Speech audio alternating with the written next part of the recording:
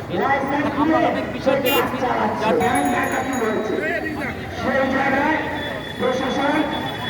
শুরু করুন। ডক্টর কোরবান আলী জোরে বলেন।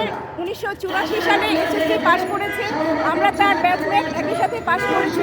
সে একজন সমাজসেবক, একজন দন্ত চিকিৎসক, কিন্তু সে তার সন্তানকে বাঁচাতে গিয়ে তার সন্তানও অন্য একটা ছেলেকে কিশোর গ্যাংয়ের হাত থেকে বাঁচানোর জন্য তাদেরকে প্রতিবন্ধকতা সৃষ্টি করেছিল। কিন্তু পরবর্তীতে সেই কিশোর গ্যাং তার ছেলেকে যখন অ্যাটাক করে, তখন সে বাবা হয়ে তার সন্তানকে বাঁচাতে গিয়ে তার মাথায় এমন জোরে আঘাত পায়, যার জন্য সে চলতি মাসের 5 তারিখে অ্যাটাক হওয়ার পরে 5 দিন সে আইসিইউতে মৃত্যুর সাথে লড়াই করে 10 তারিখে সে দুনিয়া ছেড়ে চলে গেছে। অর্থাৎ আমি এখানে বলতে চাচ্ছি যে এই যে কিশোররা অপরাধে জড়িয়ে পড়ছে, এতে আমাদের তো অবশ্যই দায়বদ্ধতা আছে। সামাজিক শিক্ষা বা পারিবারিক শিক্ষা এখানে বড় একটা ভূমিকা পালন করে। পরিবার যদি সন্তানকে ঠিকভাবে সঠিক পথে চালাতো, তাহলে হয়তো একজন ডক্টরকে এভাবে অকালে প্রাণ দিতে হতো না।